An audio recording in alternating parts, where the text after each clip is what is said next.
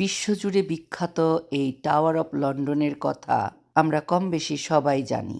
একসময় এটি ছিল একটি নৃশংস কারাগার, রাজকীয় প্রাসাদ আর বিশাল বড় দুর্গ। বিশাল বড় এরিয়া নিয়ে এই দুর্গ অবস্থিত। এই টাওয়ার অফ লন্ডনের আনুষ্ঠানিক নাম হচ্ছে His Majesty's Royal Palace and Fortress of the Tower of London. এটি হচ্ছে টাওয়ার অফ লন্ডনের পশ্চিম প্রবেশদ্বার। একে লায়ন অফ টাওয়ার্স বা সিংহ টাওয়ার নামে পরিচিত।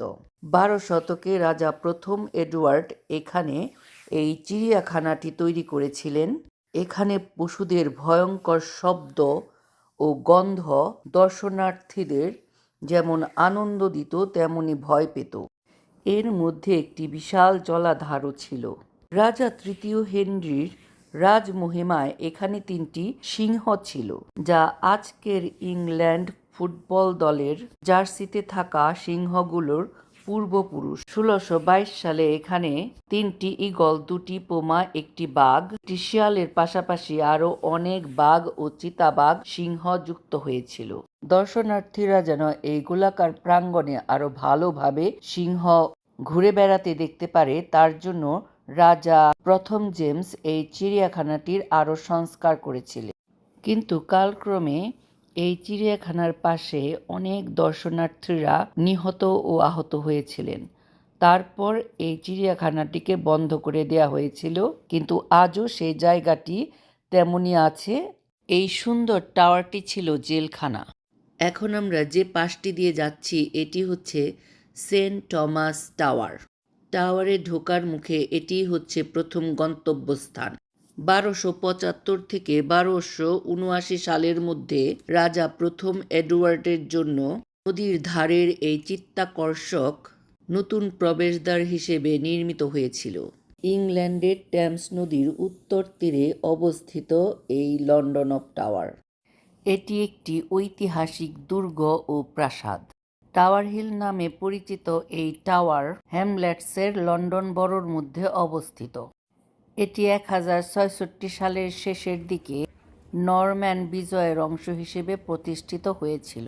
1066 সালে উইলিয়াম কনকরের আদেশে লন্ডনবাসীদের ভয় দেখাতে ও নরম্যান শাসন প্রতিষ্ঠা করার জন্য এর ভেতরে কেন্দ্রে থাকা হোয়াইট টাওয়ারটি নির্মাণ করা হয়েছিল। এটি হচ্ছে বাইওয়ার্ড গেট। রানী অ্যান আর এলিজাবেথ দুজনেই ট্রেজর গেট দিয়ে না গিয়ে ওই গেটটি দিয়ে এর ভেতরে প্রবেশ করেছিলেন। আমরাও এখন এই গেট দিয়ে প্রবেশ করছি টাওয়ারের ভেতরে। এখন আমরা আছি ল্যান্টার্ন আর সল টাওয়ারের কাছে। এর প্রবেশ পথ দিয়ে আমরা ঢুকেছি। এর পাশেই আছে কোর্ট ইয়ার্ড, আর এই যে আমরা এলিফ্যান্ট হেডটা দেখতে পাচ্ছি, এই কাজটি করেছেন কেন্ড্রা হাস্টি। 1255 সালে ফ্রান্সের রাজা নবম রাজা লুইস রাজা তৃতীয় হেনরিকে প্রথম এলিফ্যান্টটি বা হাতিকে গিফট করেন এই টাওয়ার অফ লন্ডনে। তারই স্মরণে এখানে ওই হাতির মাথাটা ভাস্কর করা হয়েছে। বর্তমানে এই টাওয়ার অফ লন্ডনটি ইউনেস্কো কর্তৃক স্বীকৃত একটি বিশ্ব ঐতিহ্যবাহী স্থান এবং ব্রিটেনের অন্যতম সর্বাধিক পরিদর্শিত আকর্ষণ কেন্দ্র। 1000 বছরের ইতিহাসে এই টাওয়ারটি রাজমুকুটের রত্নরাজির সুরক্ষিত ভাণ্ডার, কুখ্যাত মৃত্যুদণ্ডের কার্যকরের স্থান আর কিংবদন্তিতুল্য ধারকাকদের আবাসস্থল। বর্তমানে এই টাওয়ার অফ লন্ডন বিশ্বের সর্বাধিক নবম জনপ্রিয় পর্যটন কেন্দ্র। 2025 সালে প্রায় 28 লাখ পর্যটকরা পরিদর্শন করতে এসেছিলেন এখানে। এই সেই হোয়াইট টাওয়ার যা উইলিয়াম কনকার নির্মাণ করেছিলেন 1066 সালে। ইতিহাসের শুরুতে এটি একটি বিশাল বড় প্রাসাদ ছিল আর রাজকীয় বাসস্থান হিসেবে ব্যবহার করা হতো। এই স্থানটি বেশ কয়েকটি ভবনের কমপ্লেক্স নিয়ে গঠিত। 12 এবং 13 শতাব্দীতে রাজা প্রথম এডওয়ার্ড, রাজা প্রথম রিচার্ড আর রাজা তৃতীয় হেনরি এই টাওয়ার অফ লন্ডনকে সম্প্রসারিত করেছিলেন। আমরা এখন দেখতে পাচ্ছি ক্রাউন অফ জুয়েলস টাওয়ারটি। অপূর্ব সুন্দর তার ডিজাইন। বহির্ভাগটা যেমন সুন্দর, ভিতরটাও তেমনি সুন্দর। আর চোখ ধাঁধানো সব মণি, রত্ন, হীরা, জুয়েলার্স দিয়ে ভরা। জীবনে যা কিছু কল্পনা করি নাই, সেই সব কিছু চোখের সামনে দেখতে পেয়ে আবেগে আপ্লুত হয়ে গিয়েছিলাম এর ভেতরটাতে গিয়ে। যেমন কোহিনূর হীরা, সেই বিশ্ববিখ্যাত হীরা নিজের চোখের সামনে দেখতে পাবো কল্পনাও করি নাই। এর ভেতরে গিয়ে আমরা আমাদের অনেক অভিজ্ঞতা অর্জন করেছি, আবেগে আপ্লুত হয়েছি, জ্ঞানার্জন করেছি। দুঃখের বিষয়, এর ভেতরে কোনো ছবি তোলা বা ভিডিও করা বারণ। তারও অবশ্য কারণ আছে। এই মূল্যবান জিনিসপত্রগুলি সুরক্ষিত রাখার জন্যই এই পন্থা অবলম্বন করা হয়। ভেতরে ছবি তোলা ও ভিডিও করা বারণ।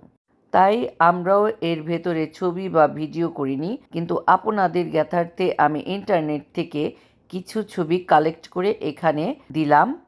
তাই আপনারাও আমার সাথে দেখতে পাচ্ছেন এখানে কি কি রাখা হয়, বা এখানে যে সেই বিখ্যাত দুটি হীরা কোহিনূর আর কুলিনান হীরা আছে তাও আপনারা দেখছেন। এই যে এই চ্যাপেলটি দেখতে পাচ্ছেন, এটি হচ্ছে আরেকটি টাওয়ার, আর এই টাওয়ারটির নাম হচ্ছে Royal Chapel of Saint Peter ad Vincula. এই চ্যাপেলটি 12 সালে নির্মাণ করা হয়েছিল। এর ভবনটি 1520 সালে প্রতিষ্ঠিত হয়েছিল। কর্মরত বাসিন্দাদের জন্য নির্মিত এই গির্জা ছিল টাওয়ারে প্রতিষ্ঠিত দ্বিতীয় চ্যাপেল।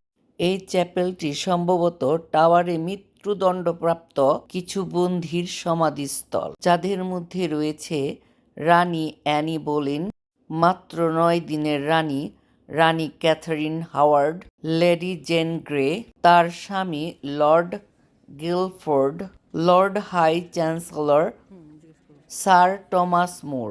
এই সেই রানী অ্যানি বোলেন যার কারণে রাজা অষ্টম হেনরি ধর্মচ্যুত হয়েছিলেন, রোমান ক্যাথলিক ধর্মের সত্য পথ থেকে বিচ্যুত হয়েছিলেন। রাজা অষ্টম হেনরি ও অ্যানি বোলেনের প্রেম কাহিনী নিয়ে অনেক গল্প, চলচ্চিত্র নির্মিত হয়েছে। অ্যান বোলেন ও তার বোন মেরি ছিলেন রাজা অষ্টম হেনরির প্রথম স্ত্রী, আরাগনের রানী ক্যাথারিনের পরিচারিকা। 1522 সালের মার্চ মাসে রাজা হেনরি ও অ্যান বোলেনের প্রথম সাক্ষাৎ ঘটে। অনেক ঘটনার পর হেনরি পোপের আদেশ অমান্য করে 1531 সালে ক্যাথারিনকে রাজসভা থেকে বের করে দেন এবং অ্যান বোলেনকে 1533 সালে বিয়ে করেন। হেনরি রোমান ক্যাথলিক চার্চের সাথে তার সম্পর্ক ছিন্ন করেন। এর পরিবর্তে নিজেকে পরবর্তীকালের চার্চ অফ ইংল্যান্ড পরিচিত প্রতিষ্ঠানের সর্বোচ্চ প্রধান হিসেবে প্রতিষ্ঠিত করেন। এরপরই অ্যাংলিকান নামে এই নতুন ধর্মেও সৃষ্টি হয়। এটি কোনো ধর্মযুক্ত নয়, রাজনীতির খেলা ছিল। এই টাওয়ারটির কিংবদন্তিতে আছে, যদি এখানকার ধারকাকগুলো কখনো এখান থেকে চলে যায় তখন রাজতন্ত্র ও রাজ্যের পতন ঘটবে। সেই কারণে এখানকার একজন রেভেন মাস্টার আজও তাদের যত্ন নেন। অ্যান বোলেনের গল্পটি আমি অন্য সময় বলবো। অনেক সুন্দর গল্প, রূপকথার গল্পের মতোই মনে হয়।